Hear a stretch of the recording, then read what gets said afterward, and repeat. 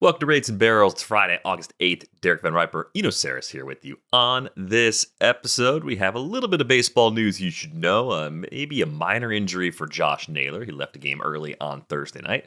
Cade Cavalli returned to the Nationals this week and looks like he's got better stuff than he had before he got hurt. So we'll talk about his value for the rest of this season and beyond for a Nats team that definitely needs steady contributors in that starting rotation. We're going to have our weekend waiver preview as we do every single Friday, and our senior hot dog correspondent, Shah, is back with a review, which appears to be a hat tip to John Fisher from the folks at Nats Park. Can't wait to get into that. But before we get started, Eno, some exciting news to share on the network. The Sports Gossip Show has joined the Athletic Podcast Network. Whether you're a diehard fan who has standings of multiple leagues memorized or someone who really does think that Taylor Swift put Travis Kelce on the map, join Madeline Hill and Charlotte Wilder as they break down sports with one eye on the game and one eye on the personal life section of athletes' Wikipedia pages every Tuesday and Thursday on YouTube, Apple, Spotify, or wherever you get your podcasts. Now, I know that's not necessarily where I spend my time. I don't think a lot about the off-the-field stuff, but if you know someone who does, think about that. That's the podcast. I had a whole part of my life that was spent on the Bravo network. we used to watch Queer Eye for the Straight Guy. We used to watch was the Runway Project Runway? Project Runway. Was that the one on Bravo? I honestly don't know the difference between that show and a couple similar shows. Project Runway, me and my wife, and I forget there's one more. It wasn't even Top Chef on Bravo back in the day, or still is. So maybe, but I was told, I think in their words, their show is if ESPN and Bravo had a baby. So if you know someone that would appreciate that, the Sports Gossip Show is exactly time of my life where that was like 90% of what I watched was on those two channels. Well, they're doing like the actual journalistic work, trying to understand what's going on with Bill Belichick and Jordan Hudson, which I think is a story that's fascinating a lot of people. So there you go. Sports Gossip Show. Check it out if that's something you'd be interested in. Or tell a friend if you have a friend that would be into it. Let's talk about Josh Naylor. Josh Naylor left the game early on Thursday with a shoulder injury. We don't know if it's a more than a temporary thing. He's had a few ailments that have knocked him out of games over the course of this season, and I don't think anything's been particularly problematic in the long run. And the interesting thing about Josh Naylor is that he is yet another player that we're seeing have a stolen base bump in his walk year. 21 steals this season for Josh Naylor. You know what that's done, It's put Josh Naylor 19th among hitters in the Fangraphs player rater this season. That is bonkers because he has third percentile sprint speed.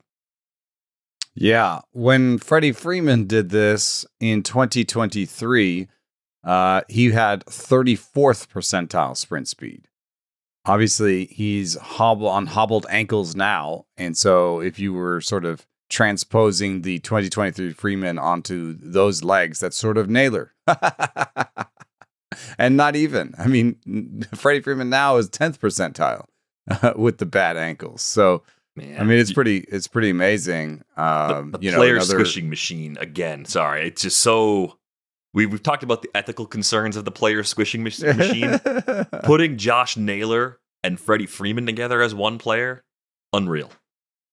Willie Adames was another guy who had a big spike, but he's still 63rd percentile for sprint speed. So I don't know how much precedent there is for this. And I don't think it's going to stick around. But it is born out of just total smarts. I mean, one of the guys he stole a base on the other day, I was pretty sure I could count to 2 Mississippi before between the pitcher starting his delivery and the ball getting to the plate.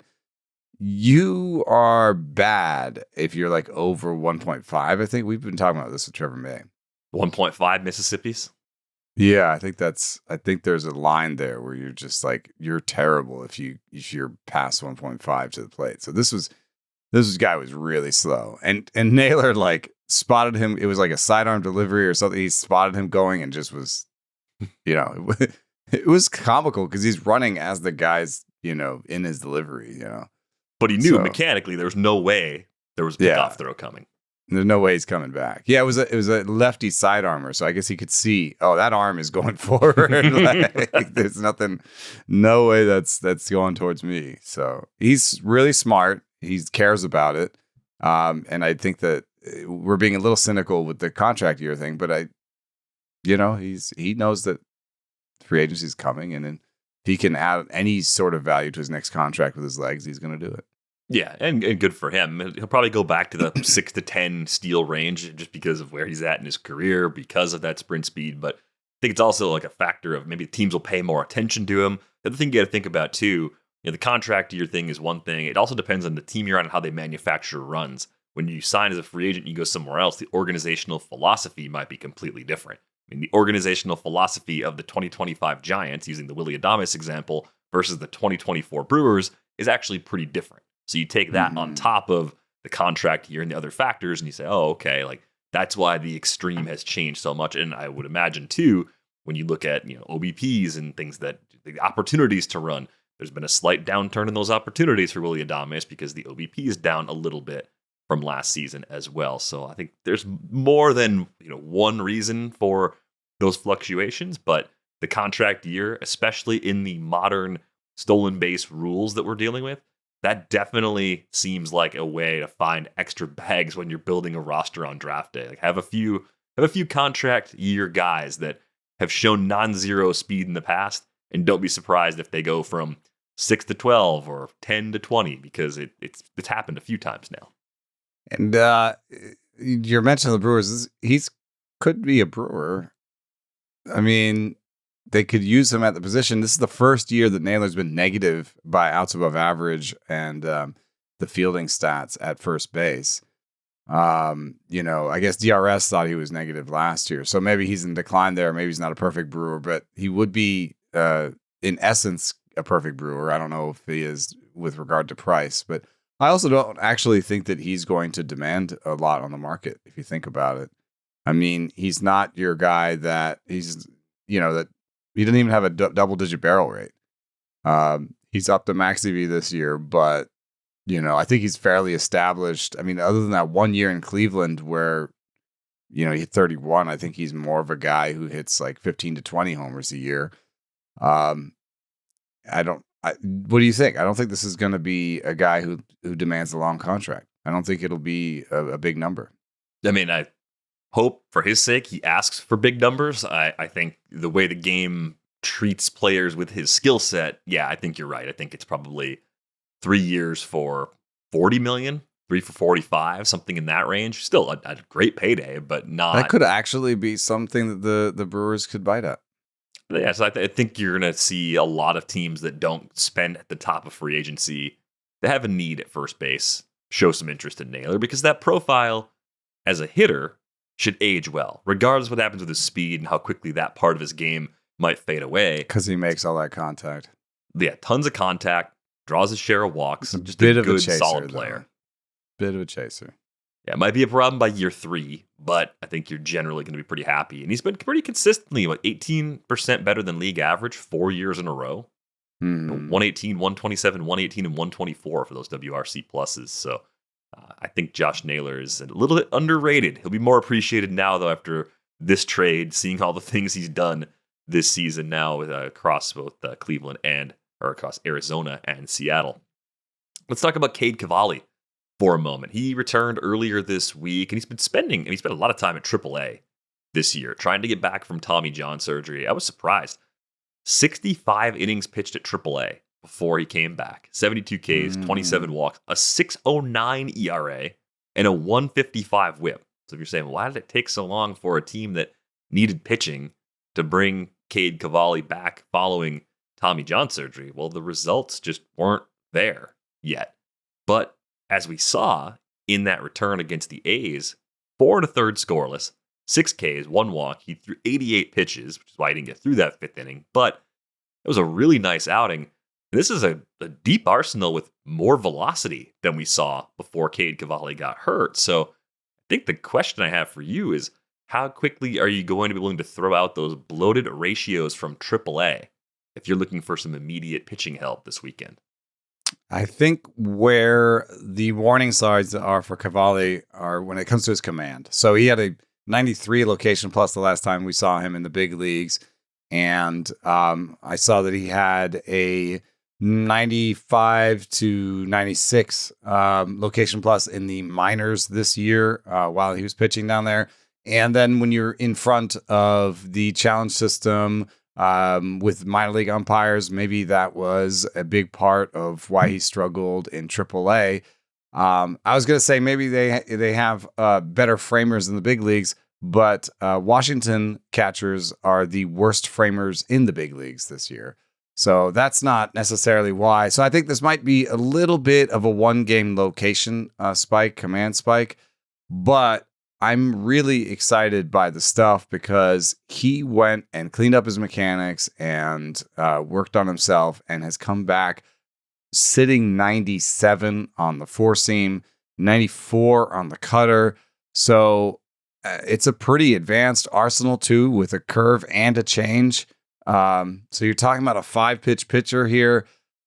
And even if he does walk, 10% of the guys he faces, Zips says he will walk 10% of the guys he'll face and have a 4.27 ERA.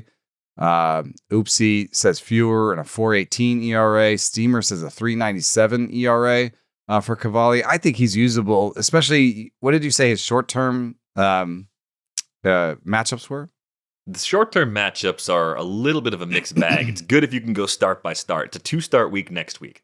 He's at Kansas City and then home against the Phillies. So you love the first one and you're nervous about the second one. But I think we're at the point in the year, you just know. You just know with a 2-start pitcher if you need the volume or not, and you're going to take the risk or not. Yeah, which way are you going? Are you going hard at Ks and wins, or are you trying to protect your ratios? And I'm in more situations where I'm just trying to chase the Ks and wins. So I'm kind of interested. I don't think there's going to be as many pitchers coming up that have stuff this good. So I think that's driving the interest. The only problem is even after the 2-start week, let's say you're going to use him in a weekly league. Great.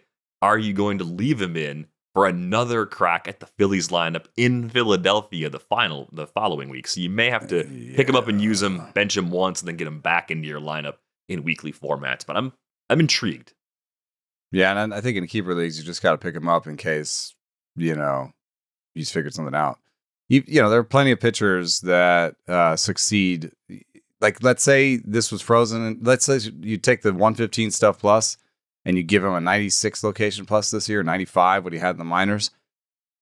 There are people who succeed like that. That is enough stuff to succeed with that kind of deal. I mean, in terms of other guys that are like that, might be somebody like Hunter Brown has a 97 location plus, and Carlos Rodon has a 95. Gavin Williams is a 93, and he would have a better stuff plus than all those guys. So, it's something in common with maybe like a young Cease, but he has a wide arsenal too. So maybe he can just throw all his 4 pitches towards the middle of the zone and, let the movement take him to different spots.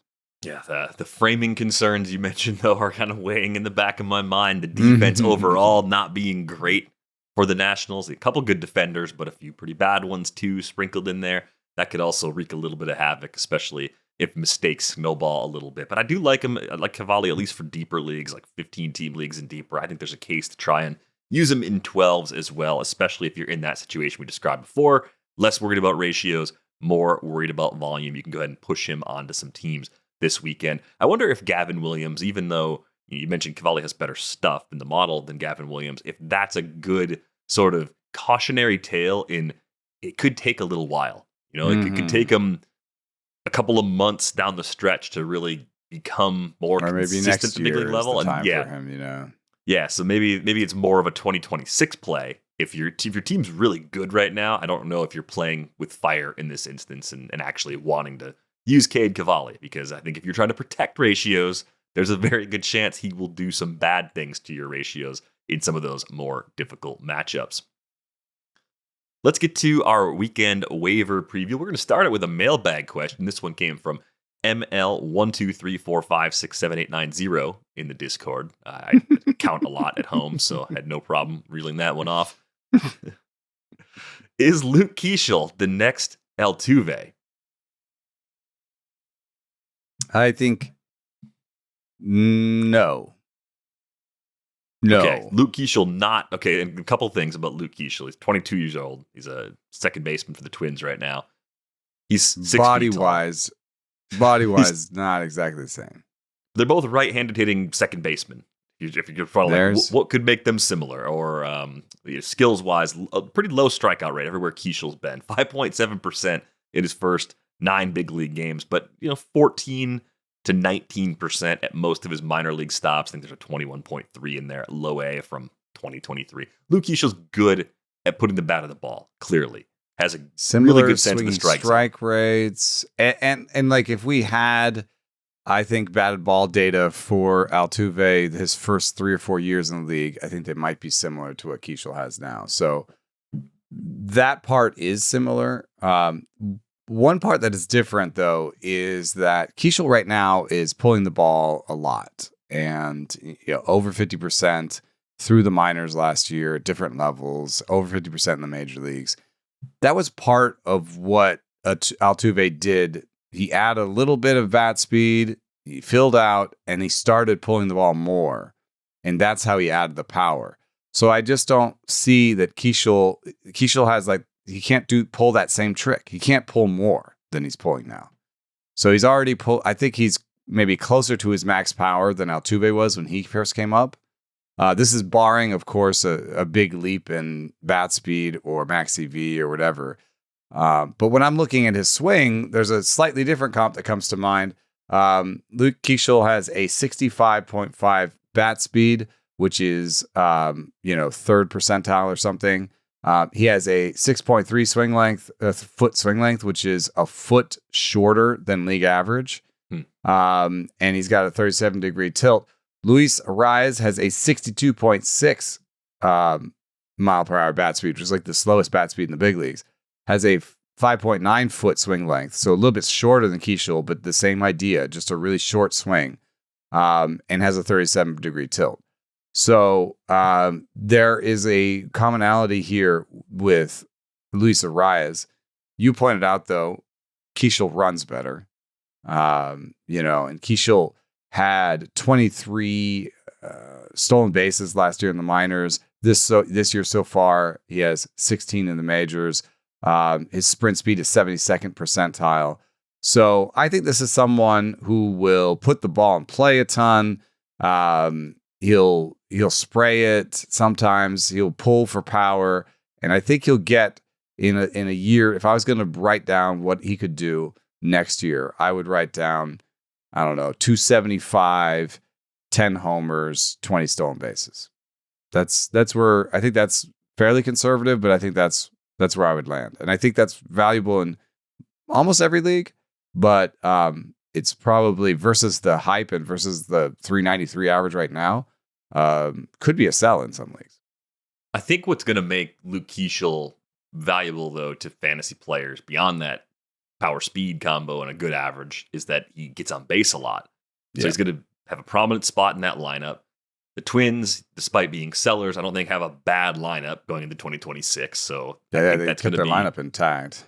It's going to be a team that can score. So it's probably going to come with above average contributions in the run score department when you factor in speed. There's also the possibility that he steals 25 or 30 bags instead of 20. Like there's that kind of speed in play here. I think it's interesting that the Altuve comp came up with a guy in Minnesota, and it wasn't Peyton Eales, prospect in their organization, who's been probably inching closer to the big leagues over the last couple of months. He's been at AAA St. Paul. That's your guy from a physical standpoint. That is the most Altuvian of any player we've seen in the minor leagues since Altuve arrived, at least as far as guys that have gotten close to the big leagues, because Peyton Eales is 5'5". He hits from the left side. Altuve, of course, is a righty, but it's a kind of contact first sort of profile, pretty good sense of the zone, lots of speed. And with the Carlos Correa trade, especially, there's one fewer everyday guy in the middle infield now for the Twins. So Peyton Eales quietly gets one step closer to getting a chance in the big leagues with the Twins. And I think I've got Peyton Neal's role figured out because they have put Luke Keaschall at second base pretty much every time he's played the big leagues.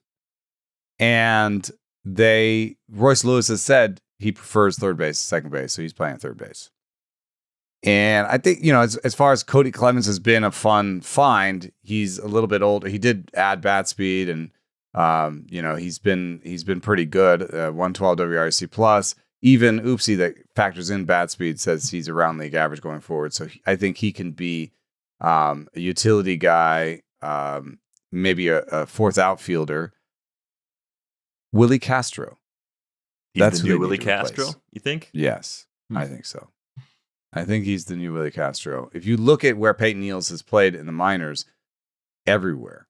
Yep. This year, he's played right field, center field, shortstop, third base, and second base. I think they're preparing him for that. So I think Keaschall's the everyday second baseman. Peyton Neal's is a new Willie Castro. Brooks Lee is the shortstop. Alan Roden, his usage has been weird. Why did he sit against two righties, a righty and a lefty? Why has he played 4 out of 6 games? Don't know why you'd sit Alan Roden against a righty unless you've got one too many players that play against righties. And that might be the case. It seems to be to get Cody Clemens in the lineup, who has played every day. Yeah, I saw Clemens almost pull back a homer. Wow. And then, he was playing left field. He robbed it. He had it. And when his arm came down on the top of the wall, it just like made his glove hand open up and it dropped over the wall. I guess they're also trying to give Austin Martin a look. Austin Martin, a little bit closer to Keaschall in terms of like makes a lot of contact, doesn't hit the ball super hard, but can maybe get on base.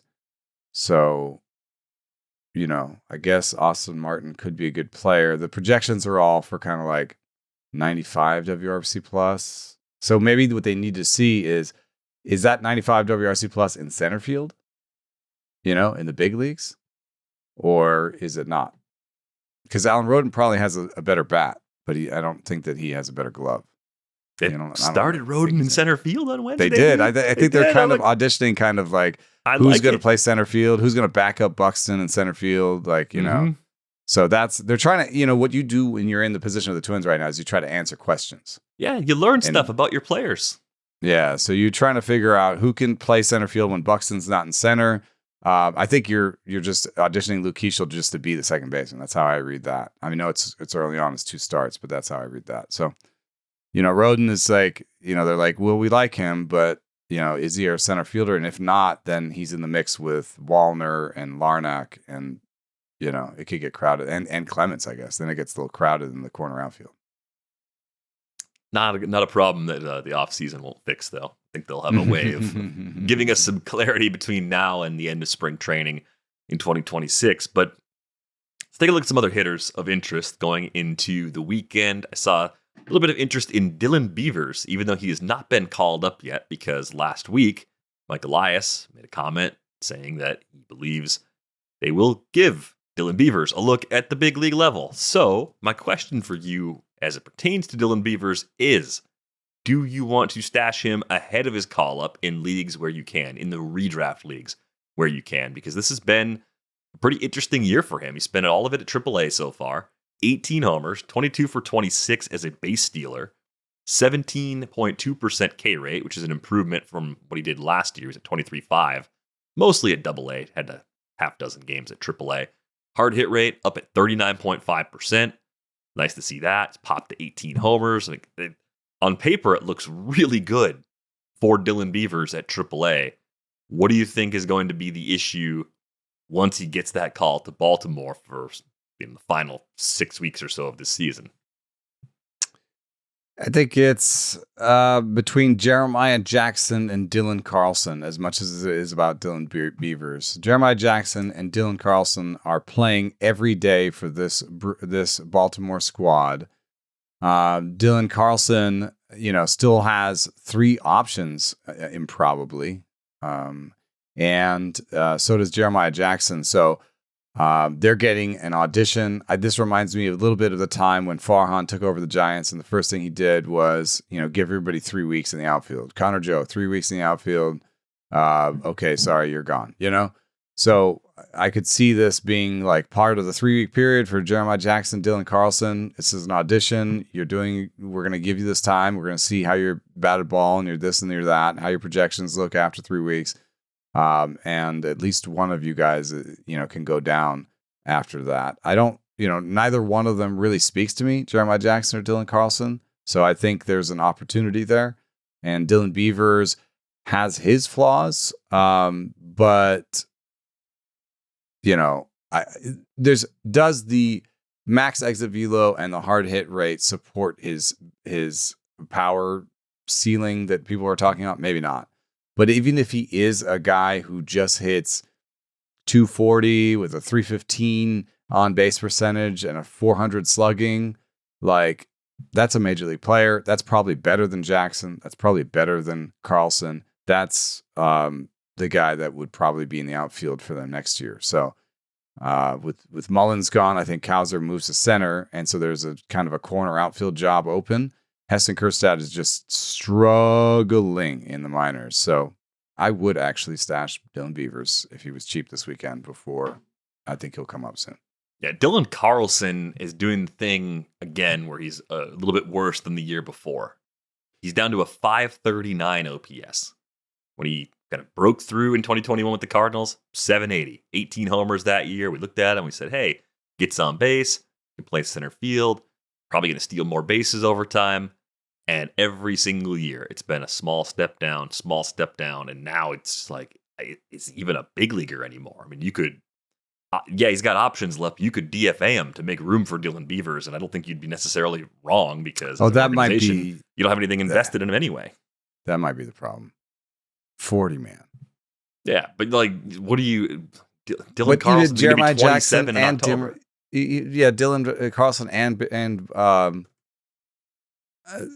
Jeremiah Jackson, both of them are just barely 40-man players. You know what I mean? Like, you could DFA either of them. I think what that must be what the race is for, is which one gets DFA'd or not. I think if I were because DFAing Beavers is not on the 40-man. I think I would actually DFA Dylan Carlson first.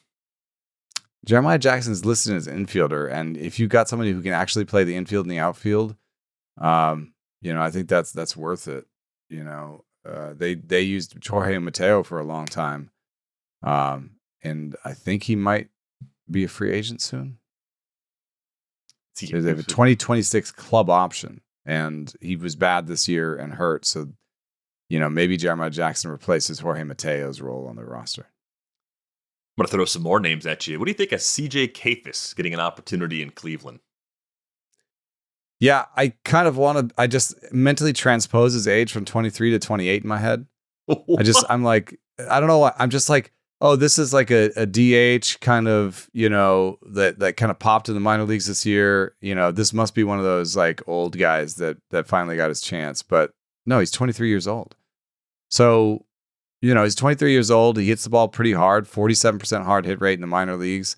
The league average is like 39%. So he does strike out a little bit, but it's not as bad as some of the guys they brought. Like, it seems like Cleveland either has a guy who strikes out like 12% of the time and can't hit the ball out of the infield, or they have a guy who strikes out 35% of the time and hits the ball super hard. I mean, right? They've had both. Mm-hmm. He's sort of in between, where maybe he's a little bit like who's our guy at first base, Manzardo. Yeah, it could be more like that. 23 to 25% strikeout rate. Projections actually for 29%, so it's a little bit on the high end. It's not high end at max EVs or hard hit rates, so he doesn't hit the ball extremely, extremely hard. But I think this is a guy who could hit like 240, 250 and have like 25 home run power. So it's not like a 10 or 12 team pickup. It's hard to know exactly where they'll depend on him going forward, because they already have Manzardo. So I guess they're going to want to see, how often he can play in the outfield. Right now, he's played 2 games in the outfield and the rest of DH. Yeah, reading the Keith Law scouting report on Kayfus from the Guardians prospect rankings to begin the season, Keith has him as first base only. as like what he's likely to do long term. The Guardians are at least trying something else just to see what the options are, which again, I think in their position right now, not that they're like totally buried, but you want to know that. You want to make sure that the outfield doesn't work for CJ Kayfus before you start planning to use him first base DH, because that may impact your plans for how you want to handle things over the course of the winter. I think he's going to hit. I think he's a good enough player in deeper leagues to pick him up. I think the question for me is going to be whether or not they let him play against some lefties, which was the case in his first 5 games. They saw 2, he started against 1. So he's played 80% of the games that he could have played since getting the call. And I think there's some opportunity to inch up in that lineup too, given the makeup of the Guardians bats. It's pretty rare though to have a young DH, So, there is, like, are you gonna just really put him in a DH all the time? And like, there's also this like natural platoon with David Fry, where I guess you could have a third catcher on the roster and platoon your DH, but is that the best use of 2 roster spots out of 26? David Fry and CJ Kayfus to platoon a DH and back up and be your 5th outfielder and third catcher? I mean, if everybody else can play in the middle infield and the outfield, then I guess you can get away with that, because that's sort of what they have. You think of like Angel Martinez type players that they always seem to have. Those guys play all over. So I think it's a little inside out, but I think it actually does work as far as getting the pieces to fit. You just need some combination of those odd roster fits to hit. And David Fry, maybe, not being on rehab this offseason, coming back next year, could hit more than he's hitting right now. That could maybe it happen. Could be a second catcher, yeah. Yeah, like there's a few ways that could get a little bit better for them too. But I think CJ Kayfus is pretty interesting if you're just looking for some deep league bats that are available. We talked a lot about the Brewers all week long. I mean, Blake Perkins is playing a ton because of the Jackson Chourio injury. He's kind of the guy that's getting the biggest bump from what would have been a backup role. I think he's a little bit of a trap. I was looking at it. There's a couple players on the wire that I was like, you have 3 homers in the last week, and Blake Perkins was one of them. And Eli White, is another one where like I sort by a lot of times when I'm looking in 15 teams, I just sort by playing time. I just want to know who's playing. So I do like last 7 days, at bats. I wish it was plate appearances, but at bats. And Eli White and Blake Perkins come to the top, and I'm like, and you have 2 or 3 homers in the last week. Oh, I better put these guys in my trees. I better pick these guys up. I just don't. I don't know. I don't know how that happened. That he just came up and hit them. There's no real fundamental change to the underlying things other than Perkins, I guess, is pulling the ball a little bit more, maybe hitting the ball a little bit harder, but it's really small sample numbers at this point. And I think what we know from Perkins is, he's a guy who strikes out too much for his level of power. He has some speed, but the power and the strikeout rate aren't a great mix. Yeah, I think it's 5th outfielder in a really deep league because of the playing time, but it's speed first, little bit of pop. We're talking like non-zero power and maybe a batting average that won't hurt you in a typical year. He's a career 238 hitter with a good OBP relative to that average. That's fine, but it's not 30 present, 30 future game power for Blake Perkins at prospects on the prospects at Fangraphs, and that's on the 20 to 80 scale. So 30 is pretty low. Because of his defense, good real life player, but less valuable for typical fantasy leagues. I had somebody on this list though. Oh, you put Jesús Sánchez on that list. You did. You were just trying to bait me. Was I? You wanted me to say nice things about Jesús Sánchez because I will anytime I can. I would never do that. 94th percentile bat speed, 90th percentile arm strength, 90th percentile average exit velo. The other red sliders are like X-Woba, X-slugging, barrel, hard hit. A lot of red sliders, and then you got the blue sliders for Jesús Sánchez. You've got the sweet spot percentage. 16th percentile, squared up, 35th. Chase, 31. K, 57. But, 57 is actually gray, and that's not a bad combination. A 20% strikeout rate with 94th percentile bat speed will always bring me to the trough. He's also away from Florida. So, I think... Oopsie says he'll have a 205 ISO, and I kind of believe that. And if he has a 205 ISO, Jesús Sánchez can hit 263 with the 330 OBP, 475 slugging, and steal some bases. This is the kind of guy, if you gave him a full season, would hit 25 homers and steal 12 bases. I don't know. I can't believe he's on waiver wires. I think he needs to be owned in all leagues. I have him in my 12-team leagues, and I have him all over. And I will buy him next year because he'll get a full year in Houston. So I thought this was one of the sneakiest, best acquisitions of the trade deadline, and end Jesús Sánchez rant. Yeah, I mean, they haven't seen any lefties yet. He started 6 games in a row. He's hitting second and third in that Houston lineup, too. So I think all good things. He's under-rostered. Of course, in like 15-team leaguers, he's already rostered. But in 12s, there are some leagues where he's actually available. And that is surprising to me. We'll get to a few pitchers here in just a few minutes. But our senior hot dog correspondent, Niv Shah, is back. And Niv, I did talk about it at the very beginning of the show. Okay.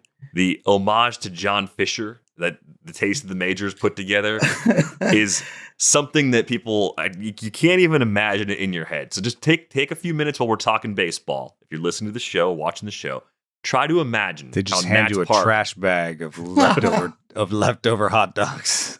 what could they have possibly done to honor John Fisher? Yeah, I think I've been wrapping my head around it. So, I went to 2 of the Nats A's games this week because when you have a chance to see the Nats play the A's, you gotta take it. And it was some bad baseball, you guys. It was really bad. But you know, the hot dog was different on the 2 different days. Whoa. So there's a lot to unpack here, and I'm gonna try to walk through it. There are 2 different places that I can get this hot dog. Okay, that explains a little bit. Dude, the one on the right looks like what I would expect to be. Yeah, yes. One piece of bacon. So the Oakland Dog, as defined by the Taste of the Majors, Oakland's quarter-pound colossal dog comes wrapped in apple smoked bacon on a soft potato bun. Okay, so that's interesting. The soft potato bun. Not sure. I what like that's potato doing there. buns. But so this potato bun was buttered, grilled. You can see it on the right. It was to the point of disintegrating in your hand and making you feel like you had just handled a lot of grease. You know what I mean? Yeah. But it mostly You look how helped yellow warm. it is. Look at that bacon, though, man. What is going? One piece of bacon. One piece of bacon that they didn't go with the whole hot dog. And it's also like how'd they cook it? Like it is one piece of bacon, but it's like wrapped tightly in the middle, right? Or not in the middle. Like, it's not like you can make one piece of bacon go the Cover whole a length whole of the hot hot dog. dog. You gotta go angled. Yeah, angles are the key. Like to wrapping gifts and to wrapping hot dogs and that's bacon, right. you gotta work on angles. That's right. this looks like a bandage. Like the hot dog was wounded, and it's put like a bagel the hot dog is severed under there, and I didn't know that. I think that's exactly what happened. The hot dog broke in half. They just used the bacon as like a tourniquet to hold it back together. So there's a couple things I want to mention. Like the one on the right was the one I had yesterday at the ballpark, and that's up in the Champions Club, the 200s level. It's not like the nicest area in Nats Park, but it's not far off. It's called the Champions Club. Yeah, it's good. It makes you think that it'd be nice. It's where they keep the World Series trophy. So it's not like, I'm not. It's just it's not the top tier club, but it is a club. The one on the left is in the 115 section, Taste of the Major stand. It's just like the regular first concourse, right? Right, that's right. You come in to the park, you turn right, and you'll walk right by it. What is that? What's on there? The so they pork? put pulled pork on it, and that's all they said to me. I said, "Hey, I would like the Taste of the Majors dog," and he said, "Hey, it's not what the sign says," which is I took a picture of that sign. They saw me take a picture of the sign. So they were like, something's up with this guy. Now they know you. They're starting to know you. They're like, this guy seems to care about what the... So he was like, look, we just got the hot dog. We put pulled pork on it. You gotta... Don't put in the paper that we're mad. Yeah, right. It's like, don't tell them that we're just look. This is what. Don't do an expose on us, please. Oh. And that one that was Tuesday night. And that game was brutal. I think the Nats gave up something like 20 hits or something, for the third time in 4 days. Just a real brutal baseball game. But the hot dog was really good. The pulled pork, I pulled pork on a hot dog. it's very funny though, because, I'm trying to figure it out. I'm like, well, bacon wrapped, Eno and I have talked about how West Coast dogs, that's like a thing. When you come out of the stadium, you get those bacon wrapped dogs and you can smell them. They look amazing. So I'm like, okay, that's the idea. And then what happened on Tuesday? They just were like, we don't feel like wrapping the dogs with bacon. So like, we're just going to find some pulled pork we got from last week and just like heat it up and put it on. And let's hope that guy doesn't come by today. Delayed bacon delivery. No, the bacon didn't show up until Wednesday. Bacon didn't show up.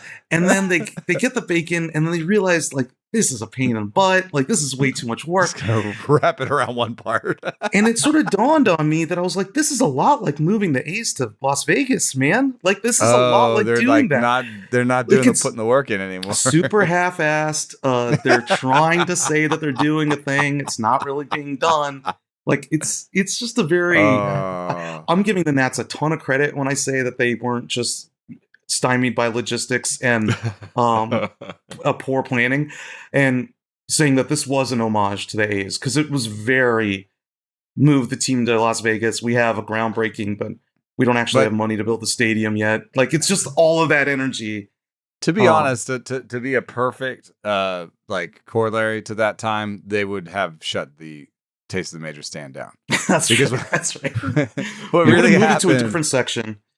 For people who don't know this, that there was a point at which going to the Oakland Coliseum was enjoyable. They were making deals with local breweries. You had actual decent beers around. They had like a tri-tip carvery station. They had like a stone oven for pizza. Like, there was the Scheib, like the Scheib Tavern. There was like a couple little bars actually that they created within the place that had good selections. And then at some point there was some vote about San Jose, I think, where, they wanted to move to San Jose and the vote didn't go their way. And I swear to God, what happened like the next year after that was just a systematic dismantling of anything that made the Coliseum enjoyable, as a fan other than baseball. They took it down to the studs. So the third, they just stopped. The first thing they did was close all of the stands on the top. Right. They were just done. They never opened again. And then they went to the second floor and they were like, okay, well, Scheib Tavern doesn't have the tri-tip carvery anymore, and it doesn't do this and it doesn't do this, and we're not doing this. And so little by little, it got to the point where it's just like, you go. It got to the point baseball, where it was just a piece of bacon around a hot dog. Yeah, exactly. Sorry, boys. This is all I could find. This is all we could scrounge up. I remember going to games with you, back like when I lived in California, like 15 years ago, whatever, and like being a little like, oh man, isn't the Coliseum like, Mount L. Davis, and like it's a little like football-y and concrete-y. And you're like, no, in terms of aesthetics, but I remember you were like, look, there's a lot of personality here, and it didn't disappoint when we were going back in the day. And I went with you at the end of last season, right at the very end, and that was depressing as hell. Oh man, it stunk. It just stinks, and the whole situation stinks. And the Oakland A's dog, accordingly, was a mess. Yeah, I mean, look, did it again. Just look at it again. Look at that hot dog on the right, and tell me you don't see John Fisher's face on the right side of that buttered up bun. Oh man. You did this, John. This is all your fault. Yeah, I mean, look, we might be phoning some stuff in now. It's the dog days. It's Nats baseball, so we'll see. We'll see how it goes going forward. But I'm going to put this at the feet of John Fisher for now. They're gonna turn you away the next time you go there. Like, sorry, sir. No pictures. You gotta be careful. No flash photography, sir. Yeah. You're not kidding. Yeah. The Nats gave up 24 hits. That was the 16-7 game that you saw earlier this week. Oof. Yeah. The I think Shea Langeliers had 3 homers in the leadoff spot that game. It was a very long baseball game, and it was very bad. And then yesterday's game was short and not very good. The Nats are reeling on offense right now. They need to figure something out in terms of the worst part of the game you saw, the 16-7 blow, that was Mackenzie Gore pitching that day. Yeah. That's supposed to be the day you look forward to. I was taking a little bit of survey out there. I was like, I'm going to go see Gore Severino tonight. Is there a better pitcher you'd want to see on the A's side? And I didn't realize that I wanted to see Jake Irvin and not Mackenzie Gore, Like, he's getting just totally teed off on. It is big exit velocity, not BABIP'd to death. These are real hits. And Langoliers was the only guy who left the yard, and he just got crushed. So I don't know what's going on with Gore, and I hope that we get to see early season Gore again. My friend yesterday was telling me that Mackenzie Gore does tend to swoon a little bit in these summer months, and he'll come back a little stronger in a couple weeks, I hope. So that's what to look forward to here, at least. I do remember a fade from Gore. I think it was at least last year where ratios looked pretty good up through maybe June, and then it just fell apart in the second half. And I think maybe there was a velo drop. We'll look into that and kind of try to figure out if there's a pattern similar Something this to look year. at. Mm-hmm. Yeah. So looking at the roster trends on the platform at Ottoneu this week, Jakob Marsee, one of the more popular players pretty much anywhere you play fantasy baseball right now, the most auctioned player out there.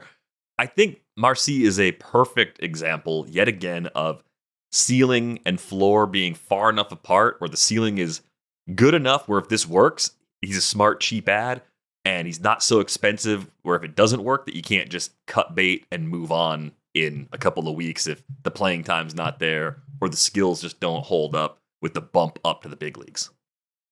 Yeah, I think that's right. He's only 37% rostered on Ottoneu so far. Obviously, that number is about to go up in the next 48 hours. And the number is still like $3, like $3 to $4. So I think that's right, Derek. Like, that's sort of the way people are thinking about him is like, take a flyer. It's August. You probably need to catch up on outfield games anyway. So having a little depth there would be nice.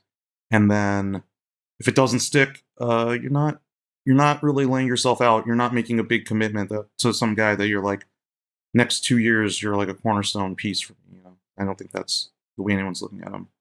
What do you think is driving the Carson Benge interest right now? I mean, he's still at Double A. He's playing really well. Yeah. Real quickly about Jakob Marsee, though. Like, big thing I'd like to do is the lineups, and he's every day in center field, just like with Keaschall at second base. Like, every day at center field. Dane Myers has really fallen off, and I don't think that, there's other guys that can play center field. Javier Sanoa, he's not playing every day.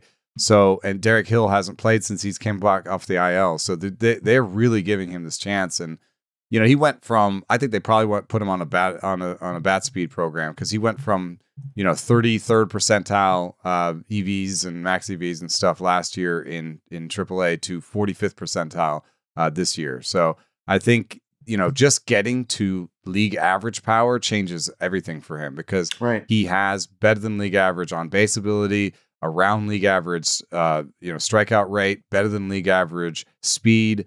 And if he has even league average defense in center field, all of a sudden you've got, like a 3 to 4 win player possibly. So, I think they're auditioning him. This is his chance. And I think my fascination with power leaves some of these guys behind where it's like, oh man, if he just gets from, 30th percentile to 45th, 50th percentile power, like that alone can be a huge increase that, means that he's an everyday player. You make that whole lineup where you're like, except he has no power, and you're like, oh, that's a fifth outfield. That's a defensive placement. That's Jared Young or whatever.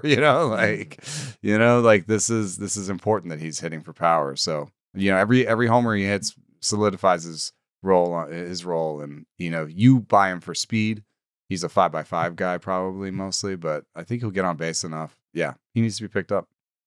Yeah, in points leagues too, we have points leagues that do have stolen bases as a point getter. So I think he's, again, 5 outfield slots in Ottoneu and pretty deep rosters like you guys have talked about in the past. So I'm not really surprised that he's getting tested out. And I actually wouldn't be surprised if his average salary drops a little bit from $4 or $3.50 down to like $2. But you gotta try it out. Someone's got to try it out in your league for sure. Yeah, that's true. I saw Carson Benge pop up on that list. Yeah. 36 auctions right now. I'm just curious, is that the function maybe of spending some time at Double A and crushing it? I mean, a 179 WRC plus on the year, but a 202 at Double A, even over 29 games with power, with speed, with a low strikeout rate. Of course he's doing everything. He's got a 202 WRC plus. Right. Is that the level in Ottoneu where a lot of prospects kind of flip the switch and just get onto rosters where it's like, I'm guilty of stashing some players a little too early, some single A guys that I think can pop as elite of the elite prospects. But it feels like even for guys that maybe aren't top 5 in the game, if they get to double A and put up numbers like that, they become rosterable almost instantly. Yeah, I think there's a little bit of a sentiment about, just to add on to that idea, about how AAA tends to be like not necessarily finishing school for these guys anymore, right? Like AAA is kind of a weird level, and AA is like when you're playing against really good competition that's like all also trying to be like on the pipeline towards the majors. AAA, you have a lot of like quad A guys that are just lifers, right? And so I think that's you don't part always of it. put your best pitchers in AAA, yeah. Right. I also think looking at the number and saying 36 auctions, and I'm not sure how many times he's, I don't have his roster number off the top of my head, but he definitely could have been, and I've noticed this, he could have been just hit in a prospect list that went around in an email, and that'll get 40 auctions started right away. When Kevin Goldstein was writing the Baseball Prospectus, like prospect roundup, that thing moved the needle for Ottoneu, like in a big way. Like, yeah, maybe James has been talking about him or something. Yeah, so like I don't know I was just checking if like Eric was writing about him on Fangraphs, but I bet you he came up with what was the Tidwell got traded with an outfielder to the Giants. Oh, that's interesting. Yeah, so maybe they were like, they didn't really need this guy with Carson Benge coming up, and maybe Benge got. And that's enough to get a little bit of a hot. Yeah. But look, I mean, he's 22 and he's hitting in AA. Like that's the thing. Like that's awesome. And I think a lot of people are also trying to get him for like $1. They're trying to get him right now. You put it up, and nobody's going to go to 2 for you. And I bet you his average is going to be like $1.20 or something. Yeah, I think So he's a little higher than I expected. He's $2, a little higher than you said, but only 32% rostered, so it's getting out there. But if you're in a points league and you're looking at through, like say you're in a points league and you're just looking on the player search and you're like, I'm going to sort by points per game, outfielders in the minors. And that's a search that you can do on Ottoneu and also on Fangraphs. And when you do that, you're going to see this 8.76 points per game, which is massive, right? That's like peak Juan Soto numbers stuff. Like that's crazy. I never search. When I have the combined minor leaguers and major leaguers, I never search by points because then it's just going to be all. Well, these, right. But if you're like in this part of the year where you're like, I want to pick up a couple guys that I can root for next year to make the big jump. You'd be like, oh, I'm only going to look for minor leaguers, and I'm going to, and the Fangraphs leaderboards let you do that, and then our search lets you do that as well. So you can make that call and just be like, I'm going to sort by points per game and just be like, let's see if anything pops out, and like that number pops out, right? So that's true. So I think that's part of it, and also it's 36 auctions and 32% rostered, so he's going to be. What, like just under 50%, right around 50% when all those are done. So it's still not. The train has not fully left the station yet. We talked about Cade Cavalli earlier, but to me, like Collins and Sosa, Isaac Collins and Lennon Sosa are basically like maybe you have a couple injured guys or you like need. It's more about need. You're just you're not super excited. You're trying to just like patch a need. You need something. I heard a little excitement. I heard a little excitement around Lennon Sosa. I'm not sure what that is based on exactly, but I've heard a couple of people be like, he's been hitting the ball really well recently, and it's maybe finally happening.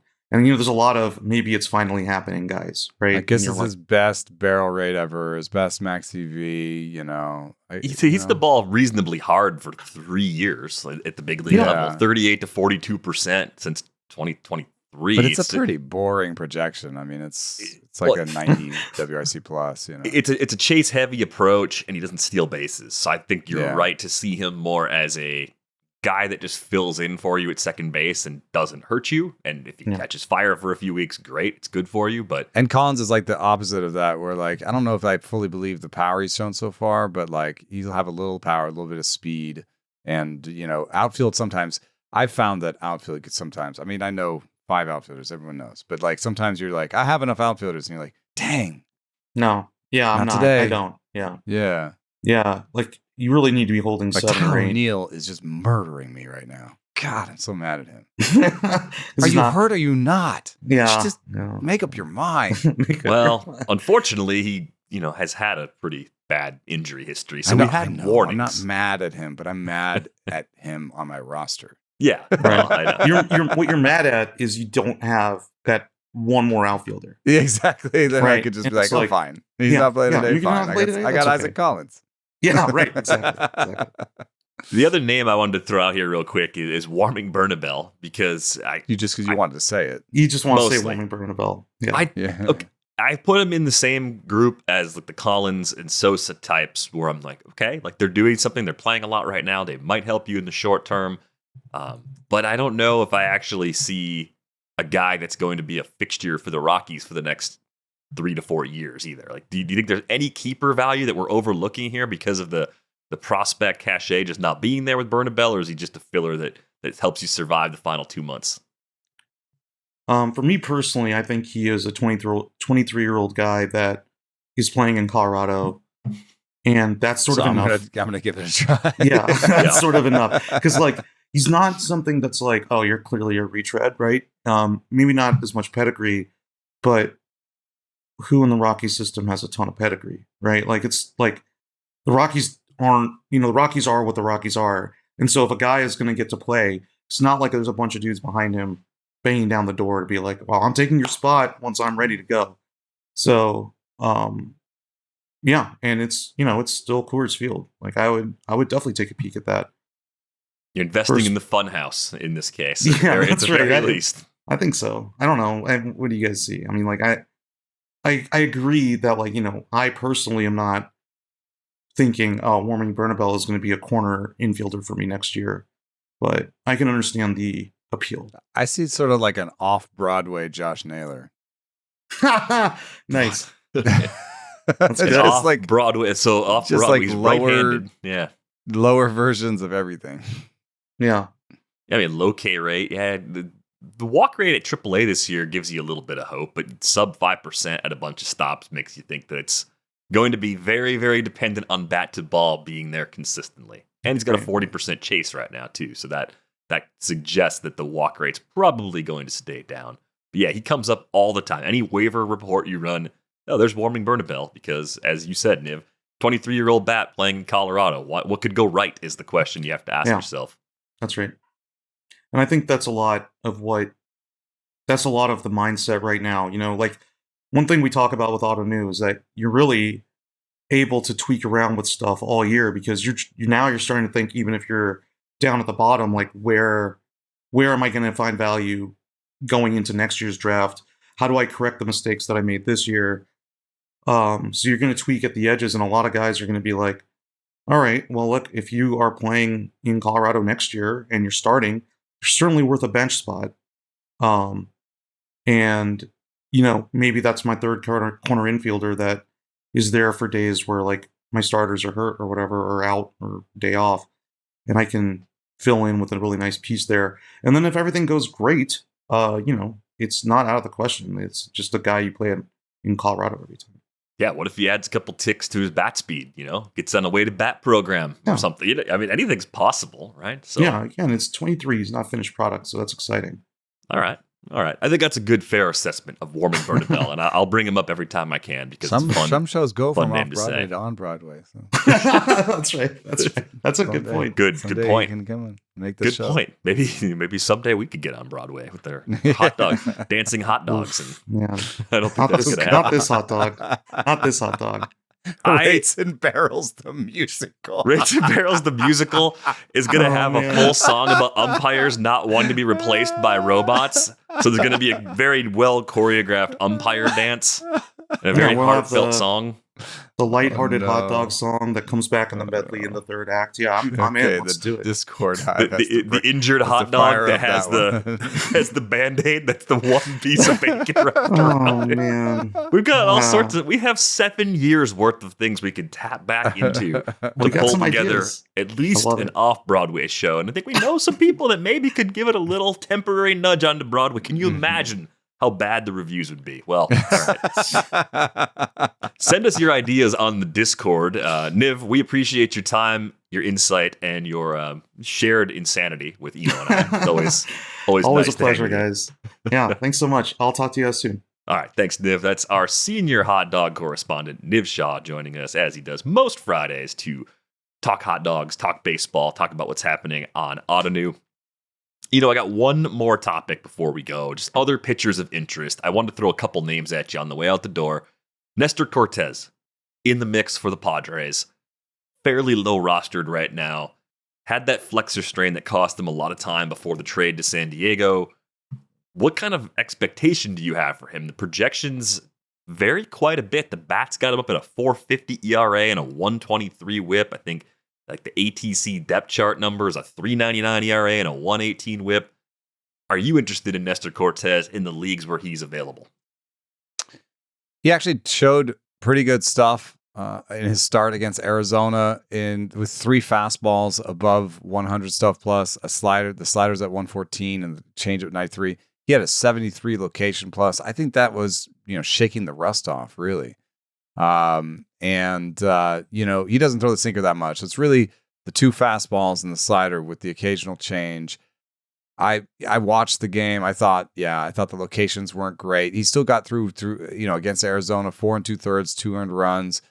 I'll take the more rosy projections. I think something like a 4.0 ERA with a decent WHIP. I mean, if you just look back at his history for his career, 3.87 ERA with a 117 WHIP and 580 innings pitched. His stuff right now is not that far off of his career stuff. In fact, he averaged 91 in that start against Arizona. So I think this is pretty much vintage Nestor. And I also think that the Brewers are really, the Padres with Ruben Niebla are very good at game planning.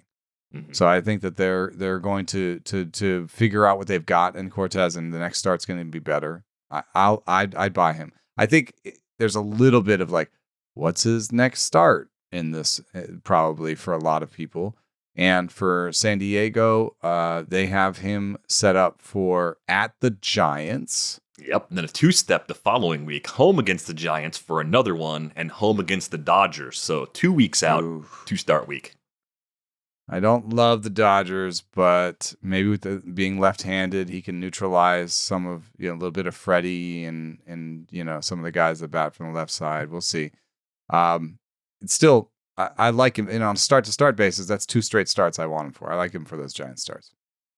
Have we had a chance to talk about Joey Wentz, or were you gone when Joey Wentz kind of broke back into that Atlanta rotation? I don't want to talk about Joey Wentz.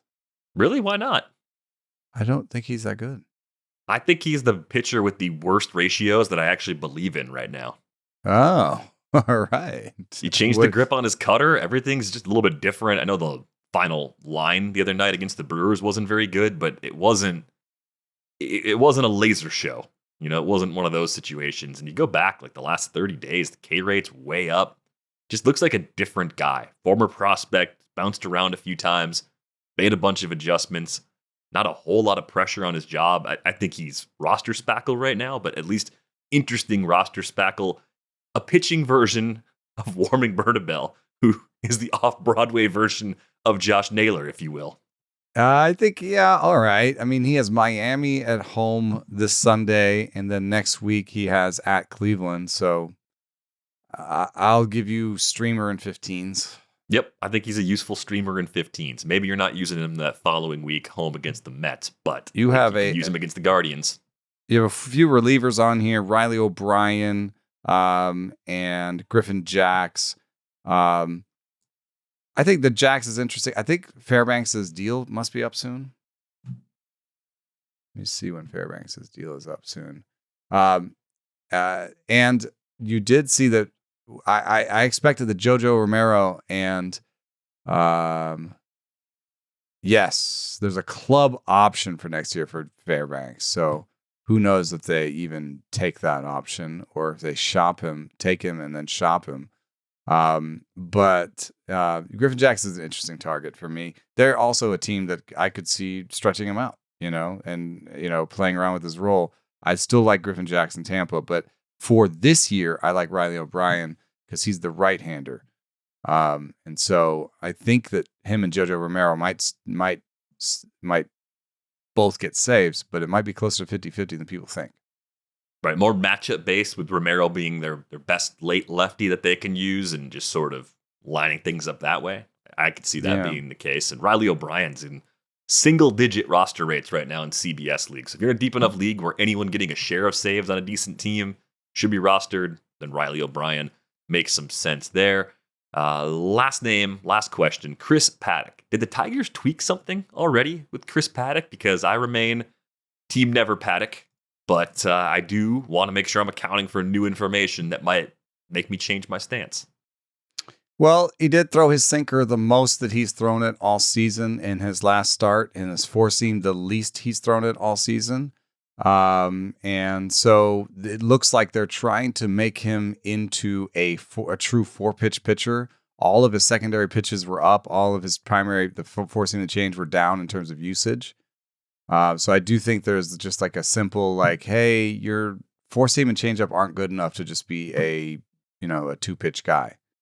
I see a little bit of change in how the cutter looks, but I think sometimes we overvalue like the first start with a new organization in terms of movement, because I don't think that they had enough time to be like, oh yeah, let's do this grip and change this, and we'll do some pitch design on this. It's like they just got him. The best you can do is be like, hey, let's throw the four seam a little bit less. You game plan differently. Yeah, I don't think you're immediately first start, especially when it's in season on the fly, making a major pitch change like that. I think you'd be right to assume it's usually usage tweaks before anything else. I mean, it was a big difference. The start when I loaded up Arizona bats against them in 6 picks was the 6 innings, 1 run, 5 Ks, pitched really well. Yeah. Former team saw him for a second start as a Tiger, 4 innings, 4 earned, couple of homers, 0 strikeouts, 0. So the never Paddock approach was 1 start off for me. I was right. I was just right 5 days later than I wanted to be. Yeah, and my approach right now with him is home. I'll pitch him at home. I like Detroit as a park. So if I'd done that, I would have gotten 10 innings with the 400 runs and 5 strikeouts, and in the 2 games combined and a win. It's probably about what I expect from him. All right, there you have it. If you got more waiver thoughts, questions, drop them in the Discord. We can help each other out. Keep an eye out on the Houston Astros. Luis Garcia had his first rehab start. Cristian Javier is getting close. Those guys, I think we can learn a little bit from the rehab that Kyle Bradish is undergoing, where he looked great until he went from 30 pitches to 50 pitches in his last rehab start, and all of a sudden he didn't look as great. So I'm not saying that you need to have these guys, but I put Sean Manaea on my list, on my team before he came up, and that worked out well. If you do it now and you pay $1 or you do it for less investment, then it's better than waiting till they have that first start back and it was good and everybody's bidding on them. So, for every, dollar that you waste on, Kyle Bradish or who has been bad, Luis Hill. I did the same thing where I put Luis Hill on my roster for cheap. I don't know if that's wasted yet, but you know what I mean? Like, it doesn't always work out, but if you do it for cheap, it's a good investment. What do you think Cristian Javier's career strikeout percentage is? Oh man, it was really good, and then I think it came down. So I'm gonna go with 24%. 27.4. It did come down a lot good, though, because it was a 23-1 in 2023, and then it was an 18% in the 34 innings he had last year before he got hurt. But yeah, 27.4% career K rate, 9.9% career walk rate, 3.59 ERA, 1.14 WHIP. But how will somebody that didn't have good command and was kind of a 2-pitch pitcher, how well will he come back from surgery?